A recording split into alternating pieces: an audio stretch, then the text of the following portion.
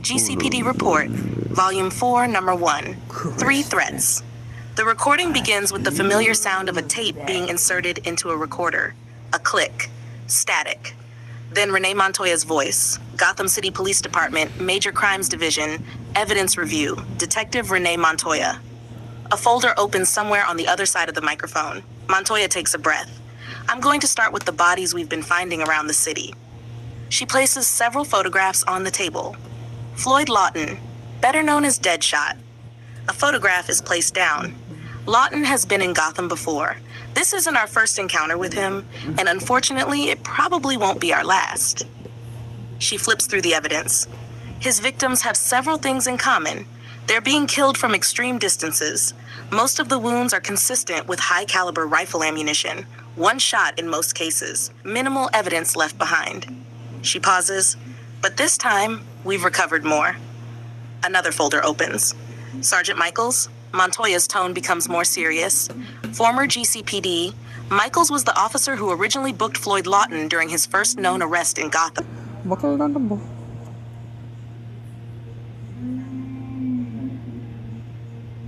GCPD Report, Volume 4, Number 1, The Evidence. The recording begins with the sound of a tape clicking into place. A few seconds of static follow. Then Renee Montoya speaks. Detective Renee Montoya, GCPD Major Crimes Division. She pauses. This report concerns 3 ongoing investigations. The recent murders committed by the assassin known as Deadshot, the recent arson attacks connected to Garfield Lynns, also known as Firefly, and the series of murders being attributed to what the media has started calling the Holiday Killer, or the Calendar Killer. She flips through a folder. Let's start with Deadshot. A photograph is placed on the table. Deadshot's real name is Floyd Lawton. We've dealt with him before. This isn't his first time operating in Gotham. Renee turns another page. Lawton is a professional assassin. He's extremely accurate, highly trained, and according to previous reports, he's comfortable operating from long distances. She looks at the evidence. Unfortunately, we've had plenty of opportunities to confirm that. She examines photographs from the recent crime scenes. The victims were selected carefully. Several were connected to organized crime. One was Sergeant Michaels, a former Gotham police officer who was involved in Lawton's original arrest. She pauses. That one bothers me. Another photograph. The crime scenes show the same general pattern we've seen from Deadshot before. Precise shots, minimal evidence, no unnecessary damage. She puts down the photograph. But this time we got something. Renee pulls out an evidence report. Detective work at the Sergeant Michaels crime scene led to a trail of paint residue. She turns another page. That residue led us to a hidden junction panel. Inside was Deadshot's equipment. Inside that panel, we found a concealed weapons cache.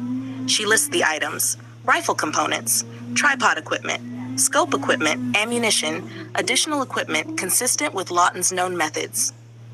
Renee closes the folder. We've secured all of it. She pauses, which means Lawton has lost a significant portion of his equipment. A quieter tone enters her voice. That doesn't make him less dangerous. She looks down at the file. It might make him more dangerous. Renee moves to the next folder. Firefly. A photograph of the burned Gotham fire station sits on the table. Garfield Lynns continues to target locations connected to firefighting and emergency services. She flips through photographs. Gasoline residue. Another photograph. Accelerant. Another. Napalm traces. Renee sighs. The recent attack on the Gotham Upper West Side fire station follows the same pattern as his previous attacks. She looks toward the evidence bags, but Lynns wasn't there. She taps the photograph. He started the fire and left. A pause. That's important. Renee leans back. Firefly isn't just burning buildings anymore. He's choosing targets. He's sending messages. She looks at the previous reports, and whoever is investigating him needs to assume he's learning from every encounter. She closes the folder. He's dangerous, he's experienced, and he knows Gotham. Renee reaches for the final folder. This one is thicker. The front has a large handwritten label, Holiday Killer, Calendar Killer. Renee stares at it for a moment. The Holiday Killer. She opens the file. At first we weren't sure the murders were connected. She begins laying photographs across the table. Poisoned pies, another photograph. Poisoned apples, another. Dead animals, another. Teachers murdered in connection with National Special Education Day, another. Poisoned package, another. Black Friday, Thanksgiving, National Back Friday, St. Nicholas Day, Christmas Card Day. And now, she stops, the judge. Renee places the photograph of the judge on the table. The victim was tortured on a medieval rack. She looks at the date, December 11th. She writes something in her notes, National Stretching Day. Renee stares at the evidence. We're past the point of coincidence. She takes a breath. Someone is deliberately selecting obscure national holidays and turning them into murder scenes. She flips through the victim profiles, but we still don't have a name. She looks at another page. No confirmed suspect. Another page. No fingerprints. Another. No reliable witness. She closes the folder halfway, and no clear motive. Renee looks at the photographs again. That's what bothers me. She leans forward. Every one of these murders means something. She points toward the evidence. The method matches the holiday. Pie, apple, package, wildlife, Christmas cards, the rack. She lowers her voice. This isn't random. She closes the folder. Whoever this person is, they're planning these murders ahead of time. Renee sits quietly for a moment. Then she turns on the recorder again. We're dealing with three very different threats. Deadshot, Firefly, the holiday killer. She pauses, and somewhere in the middle of all of this, there's still Black Mask, Penguin, the Red Hood Gang, and every other criminal organization fighting for territory. Renee exhales. Gotham doesn't sleep. The tape recorder continues running, and apparently neither do the people trying to kill it. Are you saying people there don't know? The recording ends. Epilogue. Across Gotham, Floyd Lawton sat alone in a dark room, dead shot. His rifle rested against the wall. His remaining ammunition was arranged neatly beside him. He stared at the empty space where his equipment should have been. Then he checked his supplies again. Nothing. He knew what had happened. The police had found his cache. Lawton leaned back. So that's how you want to play it. He thought about Sergeant Michaels, the junction panel, the paint trail, the missing equipment. Someone had followed the trail. Someone had found what he had hidden. Deadshot smiled faintly. Not bad. He picked up one of his remaining weapons. Then he looked at the ammunition. No more equipment caches, no more unnecessary risks. Until I replace what I lost, I work with what I have. He looked toward the window. Gotham's skyline stretched beyond it. Guess I'll have to be careful. He loaded his weapon. And careful is something I'm very good at. Deadshot turned off the light. The room went completely dark. Somewhere outside, Gotham continued toward Christmas. And Floyd Lawton was still hunting.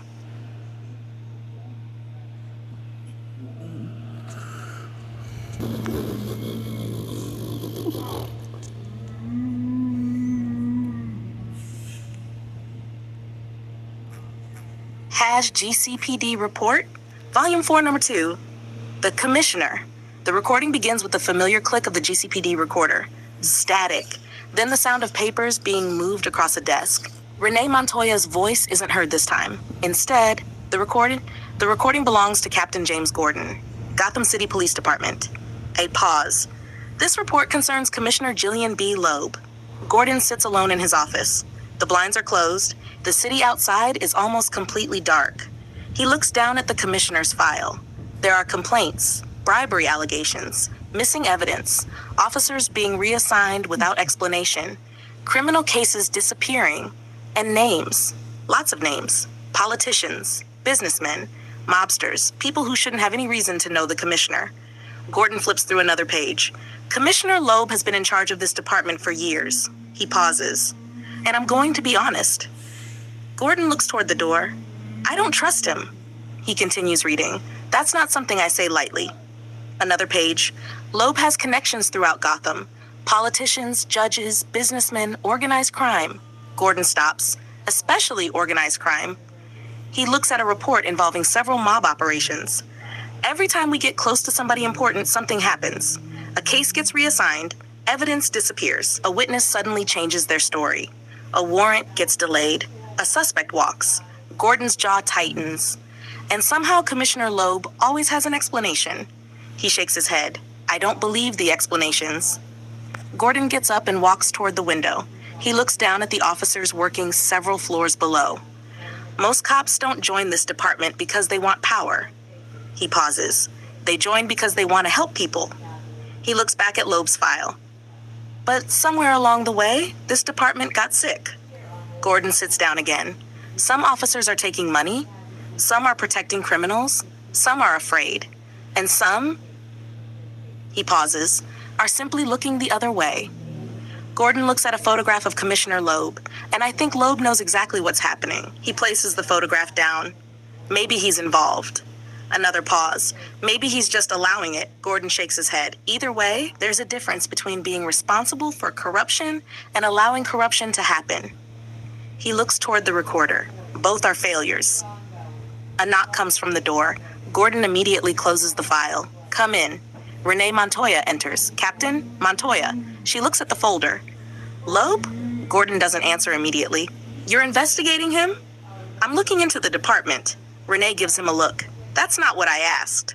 Gordon sighs. Yes. Renee closes the door behind her. You're not the only one who's noticed. Gordon looks up. How many? Enough. She puts a small stack of papers on his desk. Officers who suddenly got transferred. Gordon looks through them. These transfers came directly from Loeb's office. Yep. Any reason? Officially? Renee shakes her head. None. Gordon looks at the papers again. Unofficially? Renee lowers her voice. They were getting too close to certain people. Gordon knows exactly what she means. The mob. Renee nods. Gordon leans back. That's what I was afraid of. Renee looks at the recorder. Are you putting this in the official report? Gordon looks at it. No. Why? Because I don't know who's going to read it. Renee understands immediately. Loeb. Gordon nods. I don't know who inside this building I can trust anymore. Renee looks toward the door. You trust me? Gordon looks at her. Yes. A small pause. I do. Renee leaves. Gordon remains alone. He opens Loeb's file again. He looks through the evidence. There isn't enough to arrest the commissioner. Not yet. That's the problem. Gordon knows Loeb is corrupt, but knowing something and proving it are two completely different things. He looks at the recorder. Commissioner Loeb is supposed to be the man at the top. He pauses. The man who keeps this department together. Gordon looks down at the badge on his desk. But I think he's one of the reasons it's falling apart. Commissioner Gillian B. Loeb sits inside his office. A glass of expensive liquor sits on his desk. Across from him sits a Gotham businessman. The businessman places an envelope on the desk. Loeb doesn't touch it immediately. You understand what I expect? The businessman nods. Loeb finally takes the envelope. Good. The businessman stands. Commissioner. He leaves. Loeb opens the envelope. Money. Lots of it. He smiles. Then his phone rings. Loeb answers, yes? A voice speaks from the other end. Loeb's expression changes. He's investigating? A pause. The voice answers. Loeb looks toward the window. Captain Gordon. He becomes quiet. Keep watching him. Another pause. No. Loeb shakes his head. Don't touch him. He hangs up. Loeb looks out at Gotham. Not yet. He takes another drink. Back in his office, Jim Gordon sits alone. He looks at the photograph of Commissioner Loeb one more time. Then he places it inside the drawer. He locks the drawer. Gordon looks at his badge. This city doesn't need another corrupt cop. It needs someone willing to stand against them. He turns off the light, and the GCPD goes dark.